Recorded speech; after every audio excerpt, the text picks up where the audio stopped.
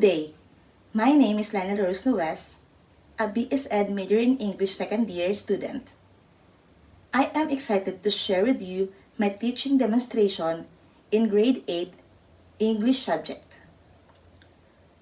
The main objectives of my demonstration for today is for students should be able to explain the importance of ethics in public speaking, appreciate the value of ethical communication in building trust and respect, create a short public speaking piece demonstrating ethical principles. Let's start. Good morning, class. Gladys, please lead the prayer. In the name of the Father, the Son, the Holy Spirit. Amen. Okay, today we are going to talk about ethics in public speaking.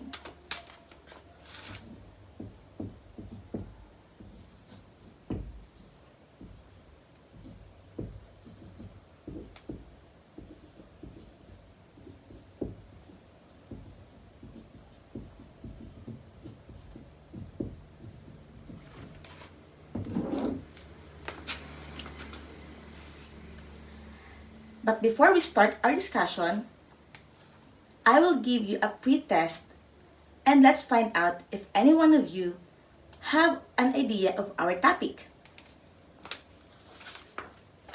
Please pass the paper to your back. All done?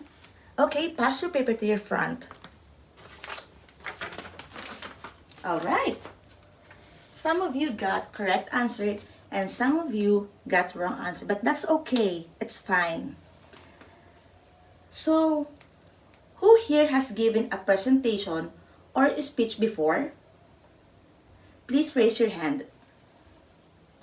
Okay, let's give chance to Marlon. Great! Thank you for sharing that wonderful experience. Public speaking is a crucial skills, and ethics play a big role in it. So, what do we mean by ethics in public speaking? Yes, Cherry May? Awesome!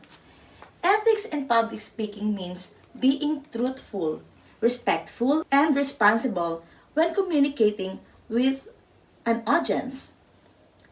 It's about building trust and respect to your listeners. For example, imagine you were giving a speech about a topic that you're passionate of, and you accidentally use someone else's word without crediting them. That's a breach of ethics, class. Understood?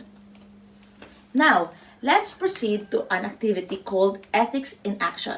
Let's watch a short video of a public speaker.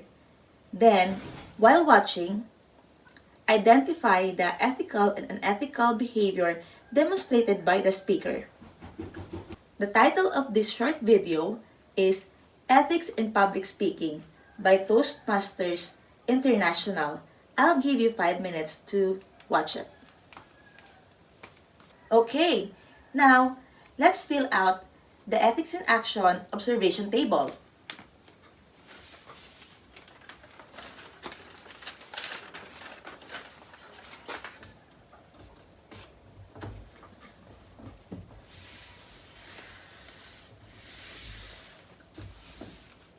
Okay, turn to your right seatmate and discuss what ethical and unethical behavior did the speaker you notice. So, we have here a timestamp, ethical behavior observed, unethical behavior observed, and how could it be improved? So, from the beginning to 30 seconds, what ethical behavior did you observe? Yes, Marga? That's right. The speaker maintains eye contact, which is a good example of ethical behavior. How about unethical behavior? Yes, Nika? Correct. The speaker uses filler words like How could it be improved? By practicing speaking without filler words. Okay? So, 31 seconds to 1 minute, what ethical behavior did you observe? Yes, Pau? Okay. Speaker cite sources. Also a good ethical behavior. How about unethical behavior? Anyone? Alright. There is no ethical behavior on that time. And how could it be improved? Also nothing. How about from 1 minute to 1 minute and 30 seconds? What ethical behavior did you observe? Carla? Okay, there is no ethical behavior. But there is an ethical behavior. What is it? That's right. Speaker interrupts audience. So how could it be improved? Very good. It should be practice active listening. Alright? So, let's jump to our second activity, which is ethics principle matching.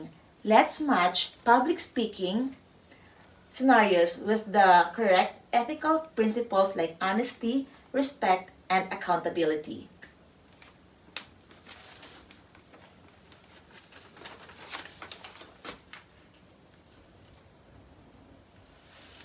Okay?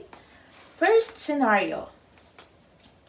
A student includes data from a research study but forgets to mention the source. What ethical principles is that?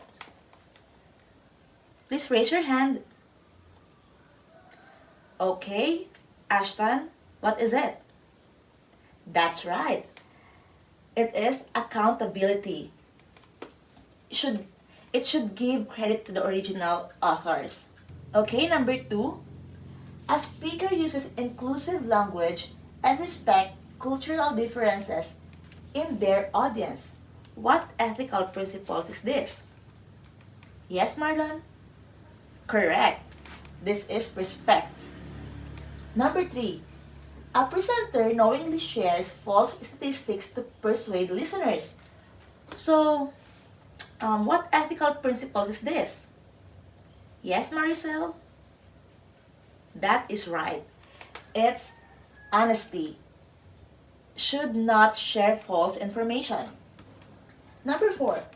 A speaker gives credit to original authors when quoting their words. What ethical principles is this? Yes, Mika?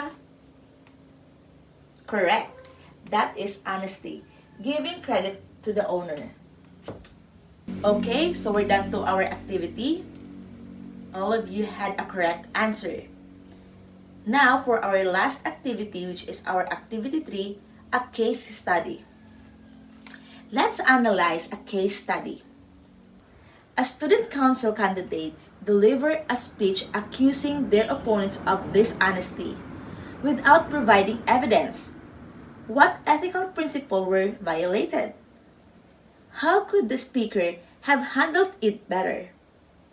To answer this case study, let's have 4 groups and discuss it with them and share your answer. So, group 1 and group 2 are in front, and group 3 and group 4 are at the back. I'll give you 5 minutes to discuss it. Okay, time's up. Any group that could share their answers? Yes, group 3? Okay, thank you, group 3. How about others?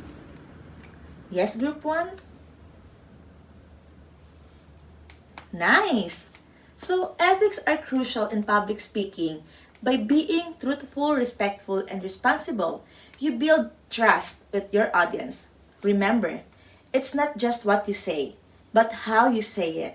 Okay, class? Do you understand? Alright? Before our lesson ends, let's take a quick quiz to check your understanding of ethics in public speaking. Please prepare your 1/2 sheet of paper and your pen. Are you ready?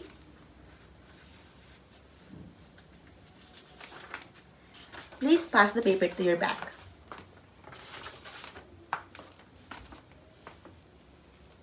All done? Please pass your paper to your front. Okay, that's all for today. I hope you learned a thing or two about ethics in public speaking. Before we go, I'd like to leave a quote. The power of words is immense. Use them wisely. Thank you for your active participation and best of luck with your public speaking in the future. Thank you.